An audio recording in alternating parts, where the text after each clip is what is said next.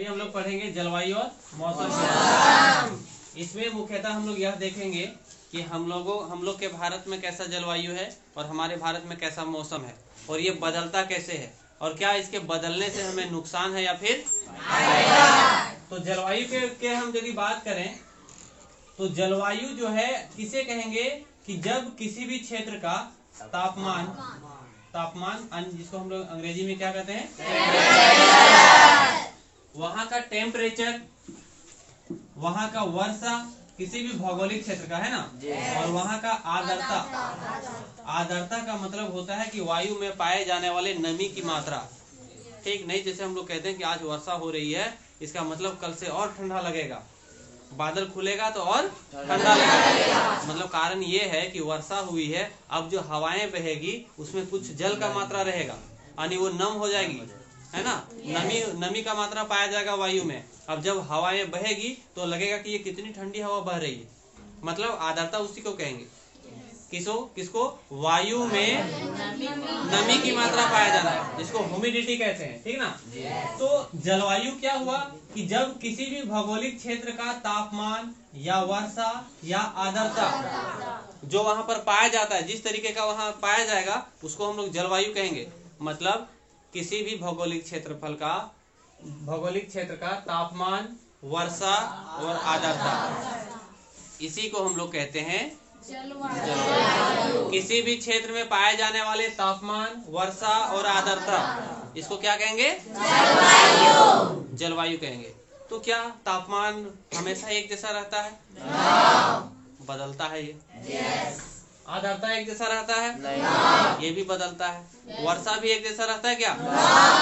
ये भी क्या होता है? बदलता है। कॉमन उसी तरीके से मौसम है। जैसे अभी हाल फिलहाल में जो हमारे यहाँ मौसम चल रहा है, वर्तमान में जो मौसम चल रहा है, उसको हम क्या बोलते हैं, विंटर सीजन क्यों बोलते हैं? क्योंकि अभी का तापमान गिरा हुआ है, तापमान कम है ना। जब वर्षा ऋतु आएगा तो उसको हम लोग वर्षा का मौसम क्यों बोलते हैं? क्योंकि उस समय वर्षा हो रहा होता है, ठीक है। तो जिस तरह से जलवायु को तापमान, वर्षा और आर्द्रता निश्चित करता है, उसी तरीके से मौसम को भी तापमान, वर्षा और आर्द्रता निश्चित करता है। लेकिन दोनों में क्या अंतर है कि जलवायु हम लोग उसे कहेंगे जो जल्दी बदलता नहीं है, ठीक। जलवायु हम लोग उसे कहेंगे जो जल्दी बदलता नहीं है। जहाँ का तापमान जल्दी नहीं बदलेगा, वर्षा भी जल्दी नहीं बदलेगी, आर्द्रता भी नहीं बदलेगी, उसको हम लोग कहेंगे जलवायु। यानी ये फिक्स फॉर्म है, ये तेजी से बदलता नहीं है, एक निश्चित रहता है, ठीक। और मौसम जो है वो तुरंत बदल जाता है, तेजी से बदलता है। बात समझ में आ रहा है? ये मौसम जो है वो तेजी से बदलता है और जलवायु जो है वो तेजी से बदलता नहीं है। दोनों में क्या अंतर है, समझ में आ रहा है? मौसम हम लोग उसको कहेंगे जहाँ का तापमान, जहाँ का वर्षा और जहाँ का आर्द्रता तेज गति से बदलेगा, उसको कहेंगे हम लोग मौसम, ठीक। जलवायु हम लोग उसको कहेंगे जहाँ का तापमान, जहाँ का वर्षा, जहाँ का आर्द्रता तेज गति से नहीं बदलेगा, वो फिक्स्ड रहेगा, उसको कहेंगे हम लोग उसको हम लोग जलवायु कहेंगे। जैसे रेनी सीजन से विंटर सीजन आ गया, या फिर अभी चल रही है विंटर सीजन, अब आएगा समर सीजन, तो इसको हम लोग क्या कहेंगे कि मौसम बदल गया। नहीं बोलते हैं कि मौसम बदल गया। तो इसलिए हम लोग बोल रहे हैं मौसम बदलना, क्योंकि 2-3 महीने के अंदर जो है टेम्परेचर, वर्षा और आर्द्रता में परिवर्तन हो गया। अभी जो टेम्परेचर है वो 2-3 महीने के अंदर बदल जाएगा, तो इसको हम लोग मौसम कहेंगे। क्या कहेंगे? मौसम। लेकिन जब किसी क्षेत्र का तापमान और वर्षा और आर्द्रता बहुत लंबे समय तक एक ही जैसा रहेगा, तो उसको हम लोग क्या कहेंगे?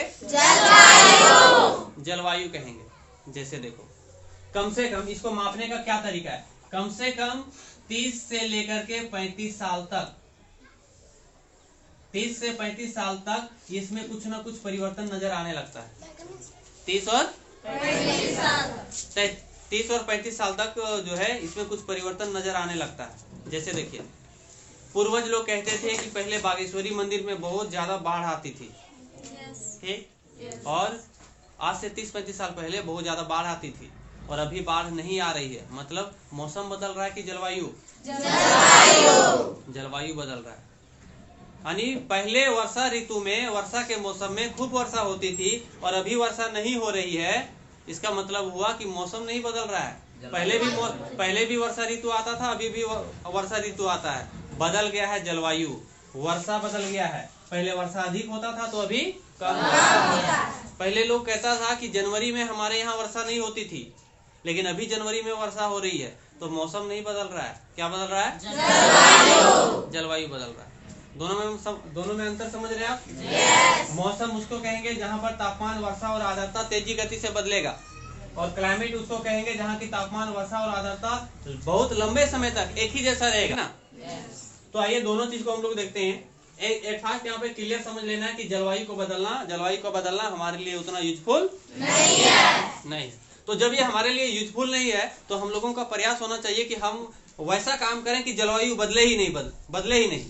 समय पर वर्षा हो, समय पर ठंडी पड़े, समय पर गर्मी आवे, है ना, ताकि हर कुछ बैलेंस रहेगा। तो जलवायु को हमें क्या है, बदलने से बचाना है। अब आखिर ये बदलता कैसे है? देखिए, हम इसके पहले बताएं कि जलवायु जो है तापमान, वर्षा और आर्द्रता।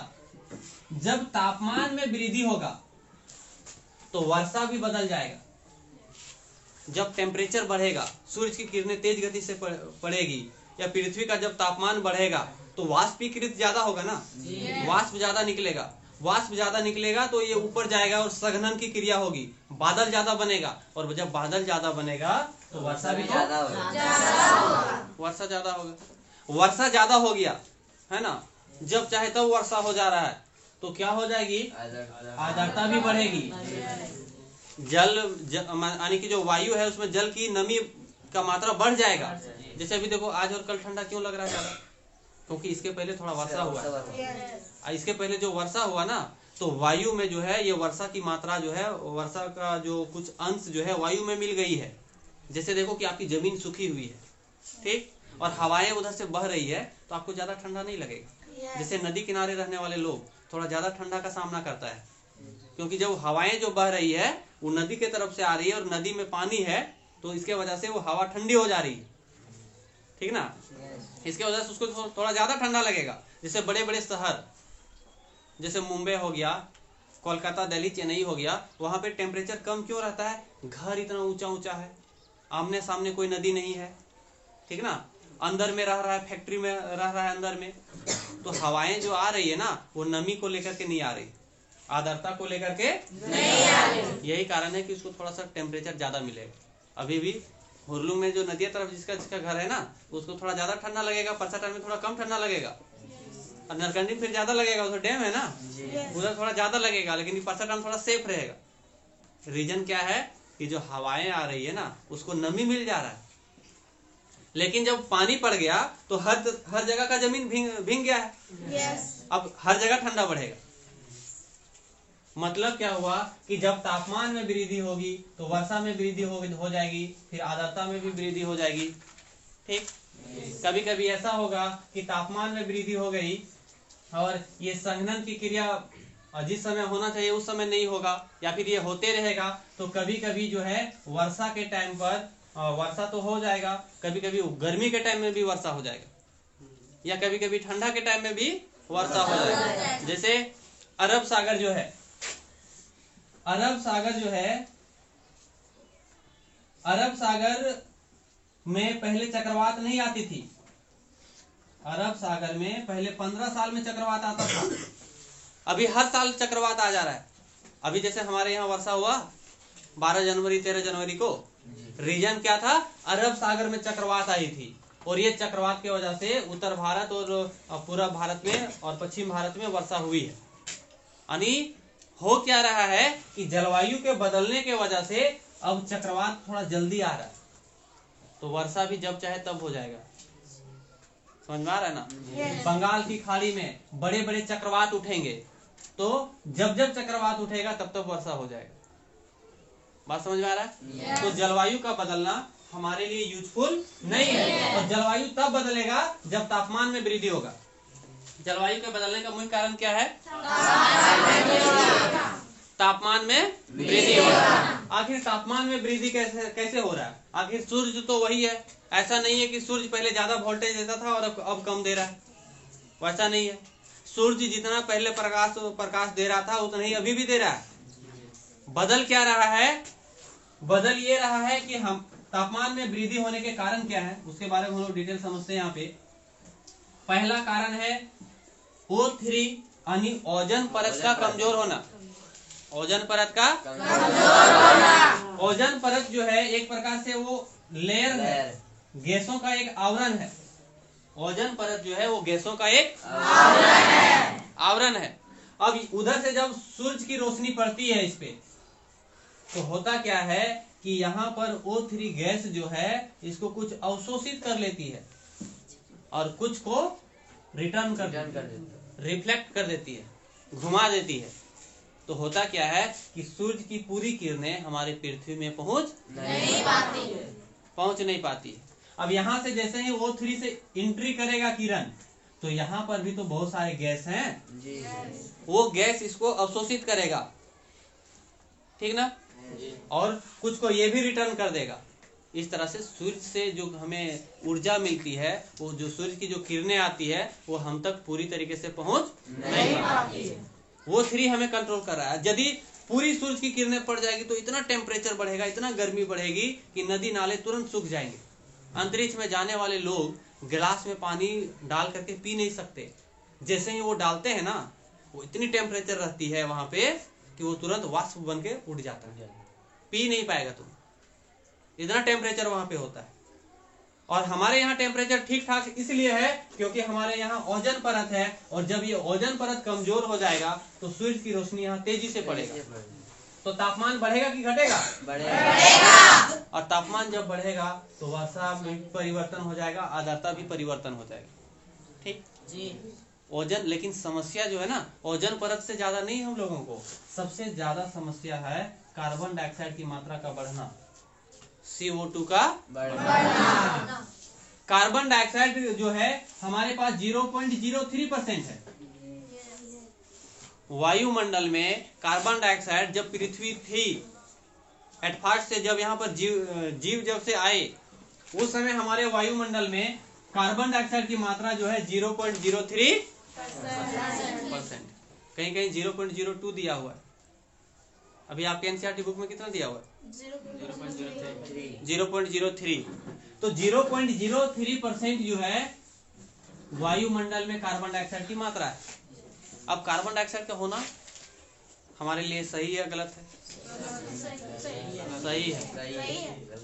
CO2 नहीं रहेगा तो पेड़ पौधे कैसे अपना भोजन बनाएंगे?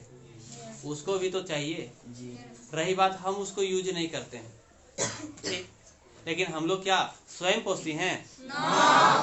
हम लोग तो पेड़ पौधे पे निर्भर है, तो पेड़ पौधे का तो होना जरूरी है।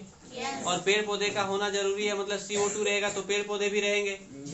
लेकिन वायुमंडल में CO2 का ज्यादा होना हमारे लिए बहुत दिक्कत है। जैसे वायु क्या है या फिर हवा क्या है? वायु जो है गैसों का एक मिश्रण है। वायु जो है वो गैसों का एक मिश्रण है, जिसमें नाइट्रोजन भी है, ऑक्सीजन भी है, कार्बन डाइऑक्साइड भी है, मीथेन भी है, हाइड्रोजन भी है, बहुत सारे गैसें हैं। तो ये वायु हमारा क्या है? वायु जो है वो गैसों का एक मिश्रण है। वायु जो है वो गैसों का एक मिश्रण है, इसमें बहुत सारे गैस मिले हुए हैं। उसमें से कार्बन डाइऑक्साइड जो है वो 0.03% है, ठीक। अब पृथ्वी में, अच्छा सोचो कि जब ये इस पृथ्वी का निर्माण हुआ ना, तो प्रकृति ने इसे बहुत सहज तरीके से, अच्छी तरीके से बनाया होगा। सोचो कि कोई महिला जो है वो गर्भावस्था में थी और 9 महीने में बच्चे का जन्म दिया और 12 महीने में उसको दूध आवे तो क्या होगा? 3 महीना में गोया हो जाएगा, है कि नहीं? 3 महीना तुम क्या खाएगा? कुछ नहीं खाएगा और दूध भी नहीं हो रहा है। लेकिन जैसे ही बच्चा जन्म होता है तो उसके साथ प्रकृति उसको दूध भी देती है ताकि बच्चा जीवित रहे, उसका पोषण भी मिल जाता है उसको, वहां से हर चीज लगभग बैलेंस रहता है। है ना। उसी तरीके से हमारे पर्यावरण में जो है ना 0.03% कार्बन डाइऑक्साइड था, तो ये हमारे लिए यूजफुल था, हमारे लिए जरूरी था। और जितने सारे कार्बन थे ना, और भी कार्बन था उस समय, लेकिन उन सारे कार्बन को, कार्बन डाइऑक्साइड को कैद कर लिया गया था, उसको बंद कर दिया गया था कि जैसे तुम बाहर निकलेगा तो मनुष्य के लिए खतरनाक हो जाएगा। बाकी सारे कार्बन डाइऑक्साइड को क्या कर दिया, कार्बन को कैद कर लिया गया।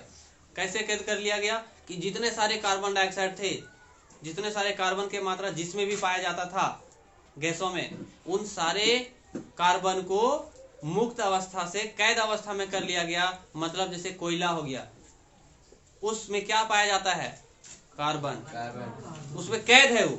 लेकिन जब हम उसको जलाएंगे तो कार्बन दहन हो जाएगा, कार्बन निकलना, मतलब उसमें वो कैद था जी। कार्बन जो है उसमें क्या था, कैद करके प्रकृति ने उसको कैद कर दिया था कि तुम पर्यावरण में आएगा तो दिक्कत कर देगा, इसलिए उसको कैद करके रखा था वो। लेकिन जब हम लोग कोयला को ज्यादा जलाएंगे तो क्या होगा, अब कार्बन निकल जाएगा और हमारे वायुमंडल में आ जाएगा। तो ये 0.03% ही रहेगा क्या, खूब कोयला जला रहा है, प्रकृति ने उसको कैद करके रखा था।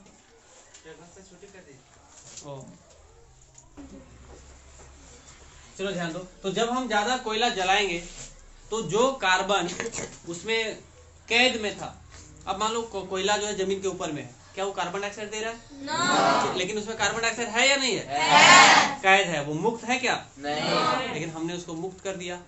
अब तो जब कोयला का खोज हुआ तो जब कोयला का खोज हुआ तो औद्योगिक क्रांति में क्या हुआ कि बहुत सारी फैक्ट्रियां ऊर्जा प्राप्त करने के लिए हम लोग कोयले को जलाने लगे। और कोयले को जब हम बहुत ज्यादा मात्रा में जलाने लगे तो कार्बन डाइऑक्साइड की मात्रा जो है वायुमंडल में बढ़ने लगी। इतनी सारी गाड़ियां चल रही है, कोयला में कार्बन है, पेट्रोल, डीजल, केरोसिन, ये सब में कार्बन है। समझ में आ रहा है ना? पेट्रोल में भी, पेट्रोल हम गाड़ी में डालते हैं, क्या वो ऑक्सीजन छोड़ता है? वो कार्बन डाइऑक्साइड छोड़ता है। मतलब क्या हुआ कि पेट्रोल में क्या है, पेट्रोल में कार्बन डाइऑक्साइड है, डीजल में कार्बन डाइऑक्साइड है, केरोसिन, जैसे केरोसिन का दिया जलाया तुम तो धुआं उड़ेगा, मतलब उसमें कार्बन डाइऑक्साइड है। पेड़ पौधे, इसमें भी कार्बन डाइऑक्साइड है। पेड़ पौधे, लकड़ी है, लकड़ियों में कार्बन डाइऑक्साइड है, उनके फल में, उनके फूल में, उनके पत्ते में कार्बन डाइऑक्साइड है। तो पर्यावरण में बहुत सारे कार्बन डाइऑक्साइड जो है ना, मात्र 0.03% जो है मुक्त है, बाकी सबके सब क्या है, और इस सबको यदि गुलामी में है, इस सबको यदि हम लोग निकाल देंगे ना तो हमारे लिए खतरनाक है। कोयला को तुम खूब जला रहा है तो कार्बन डाइऑक्साइड निकल रहा है, डीजल, पेट्रोल, केरोसिन खूब जला रहा है, तुम उसका प्रयोग कर रहा है तो कार्बन डाइऑक्साइड निकल रहा है। अब पेड़ पौधे में भी कार्बन डाइऑक्साइड है, जैसे कोई पेड़ पौधा है उसको हम जला रहे हैं तो क्या निकाल रहा है, इसका मतलब ये हुआ कि उसमें भी कार्बन डाइऑक्साइड है। उसका जो फल है सूख गया, फिर उसको हम लोग जला देंगे, पत्ते हैं सूख गए उसको जला देंगे, टहनी है सूख गया उसको जला देंगे। अब जलाने के बाद यदि कार्बन डाइऑक्साइड निकल रहा है, इसका मतलब उसमें कार्बन डाइऑक्साइड था। ऑक्सीजन निकलता तो इसका मतलब समझते कि उसमें ऑक्सीजन है, हाइड्रोजन निकलता तो समझते कि उसमें हाइड्रोजन है। तो ये सारे चीजों में जो कार्बन डाइऑक्साइड समाहित है, और उस सबको यदि हम निकालेंगे तो क्या होगा कि हमारा टेम्परेचर बढ़ जाएगा। हमारा टेम्परेचर क्या हो जाएगा, बढ़ जाएगा। और जब हमारा टेम्परेचर बढ़ेगा तो तापमान बढ़ेगा, तो वर्षा बदल जाएगी। ठीक, वर्षा बदलेगी तो आर्द्रता भी बदल जाएगी। बात समझ में आ रहा है यहाँ पे? तो मुख्य रूप से जलवायु परिवर्तन होने का मुख्य कारण जो है वो है ओजोन O3 का कमजोर होना और कार्बन डाइऑक्साइड की मात्रा को बढ़ना। इसमें से सबसे प्रमुख कारण है कार्बन डाइऑक्साइड की मात्रा का बढ़ना। O3 से उतनी परेशानी नहीं है। कार्बन डाइऑक्साइड की मात्रा, भारत में 140 करोड़ की आबादी है, इसकी जनगणना हुई थी 2011 में 125 करोड़। ठीक, लेकिन अभी जो है जनगणना 2021 में होना था। प्राइम मिनिस्टर मोदी नहीं कहते रखते 125 करोड़ की, 125 करोड़ की जनसंख्या हमारी, ये सारे हमारे संपत्ति है, हमारे धन है, सब हमारे भाई एवं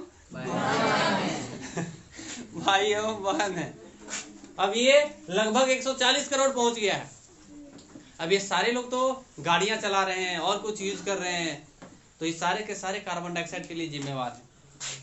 हम भी गाड़ी चला रहे हैं तो ये भी हम भी कार्बन डाइऑक्साइड के जिम्मेवार हैं। आप घर में खाना बना रहे हैं, आप भी कार्बन डाइऑक्साइड के जिम्मेवार हैं। कोई ईटा भाटा पर आ रहा है, वो भी कार्बन डाइऑक्साइड का जिम्मेवार है। तो जितनी ज्यादा पॉपुलेशन बढ़ी उतनी ज्यादा हम कार्बन डाइऑक्साइड को उत्सर्जन कर रहे हैं, और जितना ज्यादा कार्बन डाइऑक्साइड का उत्सर्जन करेंगे हमारा टेम्परेचर भी उतना ही बढ़ेगा। हमारा टेम्परेचर भी उतना ही बढ़ेगा, तापमान उतना ही बढ़ेगी।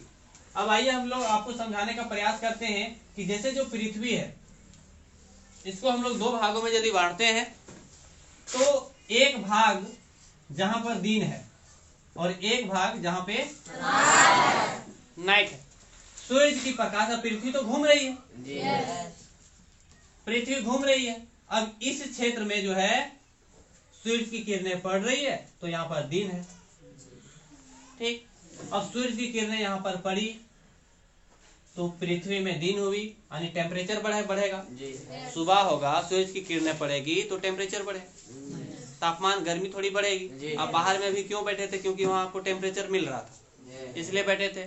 तो हुआ क्या कि ये टेम्परेचर बढ़ेगा। अब ये धरती यहाँ के गर्म होगी, और जैसे ही ये पृथ्वी तो रोटेट करेगा, घूर्णन करेगा ये। अब जैसे ही इस क्षेत्र में नाइट होगा तो सूर्य का प्रकाश नहीं पड़ेगा, तो तापमान घटेगा कि बढ़ेगा? घटेगा। और ये जो इस भाग का जो क्षेत्र है, इस भाग का जो जमीन है, जैसे ही सूर्य की किरण पड़ना बंद, तो ये जो गर्मी है अपना गर्मी को रिलीज करेगा, छोड़ेगा। अपनी गर्मी को ये क्या करेगा? छोड़ेगा। जैसे जब मौसम ठंडा रहेगा तो हमारी शरीर गर्मी को छोड़ती है, तब हमें ठंडी महसूस होती है। जैसे मान लो बोरसी में आग ताप रहा है, हाथ वहां पर ऐसे रखा तो आपको गर्मी लगा, मतलब क्या हुआ कि वो बोरसी जो है ना अपना गर्मी को क्या कर रहा है? छोड़ रहा है, रिलीज कर रहा है, छोड़ रहा है। तब वो आपके हाथों तक पहुंच रहा है, और अब आपका हाथ गर्म हो गया। अब आपका हाथ भी क्या करेगा? गर्मी को अपने पास बचा के नहीं रखेगा, वो भी छोड़ेगा, ठीक ना। तो जब दिन होती है तो उसमें पृथ्वी हमारा गर्म होता है, और जब रात होता है तो ये पृथ्वी अपनी उष्मा को छोड़ती है, अपना तरंग दैर्घ्य को छोड़ती है। और जब ये उष्मा को छोड़ेगी तो हमारे ये वायुमंडल में आएगा। कहां पर आएगा? वायुमंडल में आएगा। अब यही इस वायुमंडल में CO2 है, कार्बन डाइऑक्साइड है। अब इसको क्या करेगा? इस उष्मा को ये अवशोषित कर देगा, अपने अंदर कर लेगा, कैप्चर कर लेगा, ठीक ना। जैसे तुम गाड़ी चला रहा है, सिलेंसर से तुम्हारा धुआं निकल रहा है, अब वहां पे हाथ रखेगा, थोड़ा गर्म लगेगा। हवा भी में उस कार्बन डाइऑक्साइड जो निकल रहा है उसमें हाथ रखोगे तो क्या लगेगा? मतलब कार्बन डाइऑक्साइड उष्मा को अवशोषित कर लेता है, उसी कार्बन डाइऑक्साइड में उष्मा है। तो ये जब वायुमंडल से निकलता है तो यहाँ CO2 कितना परसेंट है? 0.03%। ये 0.03% क्या कर रहा है? यहाँ पर से जो धरती जो उष्मा रिलीज कर रही है, ऐसे आया तो यहाँ कार्बन डाइऑक्साइड था, उष्मा इसको रोक दिया, कार्बन डाइऑक्साइड इसको रोक दिया। इसी तरह से इधर इधर जो है पूरी तरीके से क्या था? कार्बन डाइऑक्साइड था, वायुमंडल में कार्बन डाइऑक्साइड था, ये निकला यहाँ ऑब्जर्व हो गया, ये इसको रोक दिया। कुछ इधर से निकल के इधर भाग गया, सीधे वो अंतरिक्ष में पहुंच जाएगा। लेकिन ये जो 0.03% कार्बन डाइऑक्साइड था, ये उष्मा जो निकल रही थी इसको ये अपने रोक रहा था और अवशोषित कर रहा था। तो 4 से 5 घंटे तक ये क्या करती है? उष्मा को अपने जगह ऑब्जर्व करके रखती है, अवशोषित करके रखती है। यही कारण है कि दिन का टेम्परेचर और रात का टेम्परेचर में आसमान जमीन का अंतर नहीं होता है। गर्मी का दिन है, सूरज जो है काफी टेम्परेचर दे रहा था दिन में, तो क्या रात में पूरी ठंड हो जाते हैं हम लोग? दिन में भी पंखा लगा के सोएगा तो रात में भी पंखा लगा के सोएगा, क्योंकि उस समय भी तुमको गर्मी मिल रहा है, और वो गर्मी तो सूर्य दे नहीं रहा है, और धरती भी अपना गर्मी छोड़ दी है। CO2 जो है, जो हमारे वायुमंडल में है, उस उष्मा को अवशोषित कर लिया है, और उसके वजह से हमें भी गर्मी मिल रहा है। तो CO2 का भी होना अनिवार्य है, नहीं तो 30 डिग्री टेम्परेचर रहेगा ना दिन में, तो रात में सीधा 0 डिग्री टेम्परेचर हो जाएगा, पूरा ठंड हो जाएगा। फिर डेली मौसम बदलेगा, डेली गर्मी होगा, डेली ठंडा, डेली गर्मी और डेली ठंडा। लेकिन CO2 उसको कंट्रोल करके रखता है। दिन में जितनी गर्मी है, रात में जैसे ही यहाँ से गर्मी निकलती है, उष्मा जैसे निकलती है, तो CO2 उसको ऑब्जर्व कर लेता है, 4-5 घंटे तक अपने पास रखता है, फिर उसको छोड़ देता है। तो लोखरिया थोड़ा ठंडा लगेगा, तब तक फिर सूरज उग जाएगा, तो फिर सूरज जब उगेगा तो फिर से गर्मी होना। तो CO2 भी जरूरी है, वो टेम्परेचर मेंटेन करके हमें रखता है। नहीं तो क्या होगा, हम लोग फसल का उत्पादन नहीं कर पाएंगे। फिर मान लो चावल की खेती करने के लिए 15 से 20 डिग्री सेल्सियस तापमान चाहिए, या 25 डिग्री सेल्सियस तक भी तापमान चलेगा। लेकिन सोचो कि दिन में टेम्परेचर है 20 डिग्री सेल्सियस या 25 डिग्री सेल्सियस, और रात में 0 डिग्री सेल्सियस हो जाएगा, तो पेड़ पौधे ग्रोथ करेंगे क्या? उसका विकास नहीं होगा। CO2 भी तो चाहिए, लेकिन 0.03% ही चाहिए। अब सोचो कि ज्यादा है, इसकी मात्रा बढ़ गई, कोयला का यूज हम लोग कर रहे हैं, गाड़ियां इतनी चल रही है, औद्योगिक क्रांति इतनी सारी आ गई। औद्योगिक क्रांति जो है इंग्लैंड में आया 1810 के आमने सामने, ठीक ना। अब जब औद्योगिक क्रांति आई, कोयला का खोज हुआ, तो हुआ क्या कि कोयला से खूब बड़े बड़े फैक्ट्रियां चलना शुरू हो। दिन रात कार्बन डाइऑक्साइड निकल रहा है, दिन रात कार्बन डाइऑक्साइड निकल रहा है, और कार्बन डाइऑक्साइड की मात्रा जो है बहुत बढ़ गई, 0.28% हो गई, 0.28%। फिर भी ये चलते रहा, मात्रा इसकी 0.40% तक पहुंच गई। अभी 0.40%। अब ये क्यों 0.03% हम लोग NCERT पे पढ़ रहे हैं, लेकिन आदमी इतना जो कार्बन डाइऑक्साइड छोड़ रहा है वो कहाँ जुड़ेगा? सब तो जुड़ेगा ना। तो कार्बन डाइऑक्साइड की मात्रा बढ़ रही है, और जितनी इसकी मात्रा बढ़ेगी उतना ज्यादा तापमान बढ़ेगा। अब सोचो कि कार्बन डाइऑक्साइड जो इस तरह से था छोटा छोटा, अब इसकी मात्रा बढ़ गया, तो सामने सामने पूरा कार्बन डाइऑक्साइड हो गया। अब कुछ भी इधर से जाएगा ना, तो सबको रोक देगा। और जब इस सबको रोकेगा, तो दिन का टेम्परेचर और रात का टेम्परेचर में ज्यादा कोई अंतर नहीं होगा। टेम्परेचर को पूरी तरीके से ये रोक दे रहा है, यानी हमारा टेम्परेचर बढ़ जाएगा। रात में ही कार्बन डाइऑक्साइड बढ़ा देगा, और सूरज की रोशनी फिर सुबह पड़ते ही सूरज की रोशनी पड़ना शुरू हो जाएगा। इस तरह से हमारा टेम्परेचर क्या हो जाएगा? बढ़ जाएगा। तो टेम्परेचर जब अधिक बढ़ेगा, तापमान में जब अधिक परिवर्तन हो जाएगा, तो जलवायु में भी परिवर्तन हो जाएगा। बात समझ में आ रहा है ना। और जब जलवायु में परिवर्तन होगा, तो बिना मौसम का भी बरसात हो जाएगा, जब चाहे तब ठंड पड़ने लगेगा, वर्षा के समय में वर्षा भी नहीं होगा, बिना मतलब लगभग हर चीज चेंज हो जाएगा। तो जलवायु के बदलने में सबसे प्रमुख योगदान किसका है? तापमान का वृद्धि होना। तापमान वृद्धि कैसे हो रहा है? कार्बन डाइऑक्साइड की मात्रा के बढ़ने से ही तापमान में वृद्धि हो रहा है। तो हमें जरूरी है कार्बन डाइऑक्साइड को कंट्रोल करना। लेकिन कार्बन डाइऑक्साइड की मात्रा जो है, चूंकि यह ऊर्जा का एक प्रमुख स्रोत है, ऊर्जा का प्रमुख स्रोत है आपका कोयला से ही बिजली उत्पन्न करते हैं हम लोग। अभी भी 75% बिजली कोयले से उत्पन्न होती है। बड़े बड़े फैक्ट्रियां जो है कोयला से चलती है। कोयला को फैक्ट्रियों का जननी माना गया है। जितना इंपॉर्टेंट लोहा है कोई भी फैक्ट्रियों के लिए, उससे ज्यादा इंपॉर्टेंट क्या है? कोयला। क्योंकि बिजली नहीं रहेगी तो कोई फैक्ट्री रन होगा क्या? इंसान नहीं चला पाएगा उसको ज्यादा ऊर्जा की आवश्यकता है, ठीक ना। तो कोयला तो चाहिए, कोयला तो जलाना पड़ेगा, और जब हम कोयला को जलाएंगे तो कार्बन डाइऑक्साइड भी निकलेगा। तो बड़े बड़े विकसित देश क्या किया उस समय 1810 ईस्वी में, जब वो ब्रिटेन में औद्योगिक क्रांति आई, ब्रिटेन, फ्रांस, कनाडा, जर्मनी, ये अमेरिका, ऑस्ट्रेलिया, ये सब जो है बड़ी मात्रा में कार्बन डाइऑक्साइड का उत्सर्जन किया, कोयला को जलाया, ऊर्जा प्राप्त किया। और जब ये लोग बहुत बड़ी मात्रा में कोयला का उत्पादन, कोयला को जलाया, कार्बन डाइऑक्साइड का निष्कर्षण किया, तो हुआ क्या कि धीरे धीरे धीरे धीरे हमारा जो कार्बन डाइऑक्साइड की जो मात्रा था वो बढ़ करके 0.40 के करीब आ गया। मतलब अब तापमान हमारा क्या हो गया? तापमान हमारा बढ़ गया। और जब तापमान काफी ज्यादा बढ़ गया तो हमारा जलवायु परिवर्तन होने लगा। ये उस समय नहीं समझ में आएगा तुमको कि जिस समय कोयला जलाएगा उसी समय जलवायु परिवर्तन नहीं होगा। 30-35 साल के बाद जलवायु बदल जाएगा।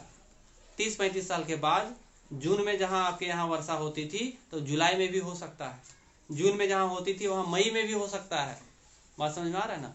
हर चीज गड़बड़ हो जाएगा, और जब हर चीज गड़बड़ हो जाएगा, प्रकृति का नियम बदल जाएगा, तो हमारा लाइफ दिक्कत हो जाएगा।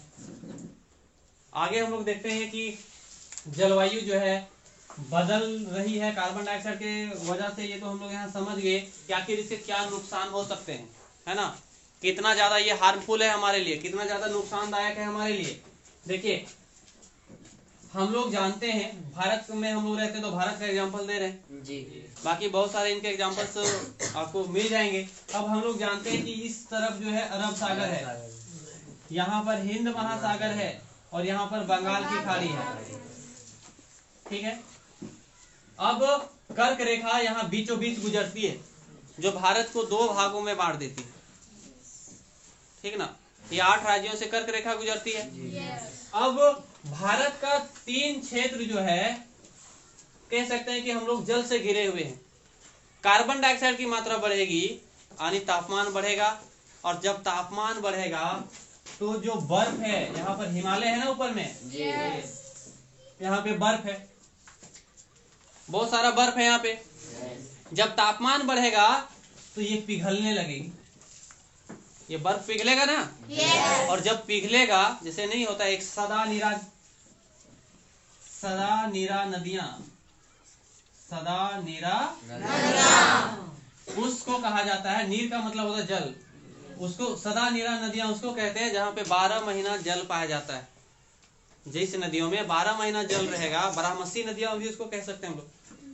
जहाँ पर 12 महीना जल पाया जाएगा उसको हम लोग कहते हैं सदा नीरा नदियां। अब हिमालय से निकलने वाली नदियों में 12 महीना पानी पाया जाता है। वर्षा ऋतु में तो वर्षा हो ही रही है तो वो वाला पानी रहेगा, वो ठंडी तक चल जाएगा।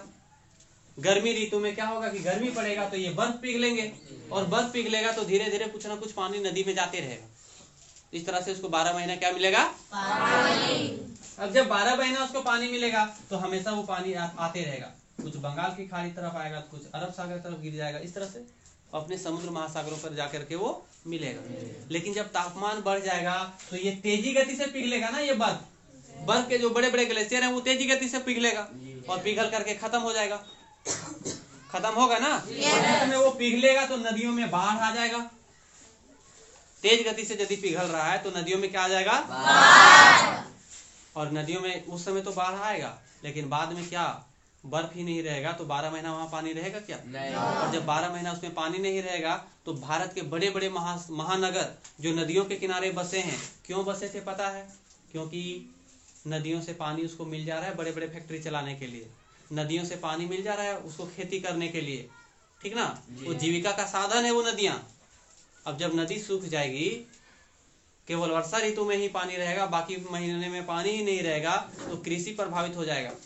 अनाज का उत्पादन ज्यादा नहीं होगा, बड़े बड़े फैक्ट्रियां रन नहीं होगी। फैक्ट्रियों को चलाने के लिए भी तो जल चाहिए जी। बड़े बड़े फैक्ट्रियां नहीं संचालित हो जाएगी, वैसे में तो हमें दिक्कत है ना। और जब ये नदियों में पानी बढ़ेगी तो बंगाल की खाड़ी में पानी बढ़ेगा ना। पूरा बर्फ जो है पानी छोड़ दिया, ये बर्फ का पानी पूरा आया बंगाल की खाड़ी में। बंगाल की खाड़ी है, हिंद महासागर है, अरब सागर है, इस सब का पानी बढ़ जाएगा कि घटेगा, बढ़ जाएगा। यानी जो महासागर हैं, जो खाड़ियां हैं, जो सागर हैं, ये सब अपना लिमिटेशन को तोड़ेगा, अपना बाउंड्री को तोड़ेगा। जैसे हम लोग कह सकते हैं कि यहाँ पर उत्तरी ध्रुव है और यहाँ पर दक्षिणी ध्रुव है, यहाँ पर भी बर्फ है और यहाँ पर भी यहाँ पर भी बर्फ है। गर्मी जब बढ़ेगी तो बर्फ पिघल जाएगा, और जब बर्फ पिघलेगा तो समुद्रों और महासागरों का पानी समुद्रों और महासागरों की पानी बढ़ जाएगा। तो 71% जो जल की मात्रा है वो 90% तक पहुंच जाएगा। बात समझ में आ रहा है? यानी स्थल भाग में भी क्या पहुंच जाएगा, पानी। स्थल भाग में भी पानी पहुंच जाएगा।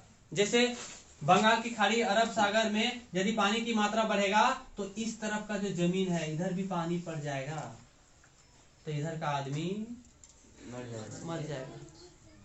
इधर मान लो आ जाएगा, इधर आएगा दौड़ल मध्य भारत में पहुंचेगा, बीच में पहुंच जाएगा। अब इधर पानी आ गया, इधर सुनामी आई, चक्रवात आया, जलवायु परिवर्तन होगा तो जब चाहे तब आ जाएगा, जो कुछ आना रहेगा। कभी भूकंप आएगा, कभी चक्रवात आएगा, कभी सुनामी आएगा, कभी बीमारी आएगी, कभी कोरोना जैसे अभी आया, सब जलवायु परिवर्तन का कारण है। जैसे अब यहाँ पर पानी घुस गई है, यहाँ का आदमी मर गया, मान लो 10% आदमी मर गया, बचा 90% आदमी। अब पानी इधर घुस गया था जी। अब पानी जब इधर घुसा तो हुआ क्या कि अपने साथ बहुत सारे बैक्टीरिया को लेकर के आया, पानी जमा हो जाएगा, नगरों में पानी घुस जाएगा तो क्या होगा, पानी जब एक जगह जमा रहेगा तो बैक्टीरिया ज्यादा जन्म ले लेगा ना। मच्छरों का फेवरेट घर है वो, जहाँ पानी जमा हो जाएगा वहाँ इत्मीनान से रहेगा वो, भिन भिना के। और जब ज्यादा बैक्टीरिया हो जाएगा, मादा यानी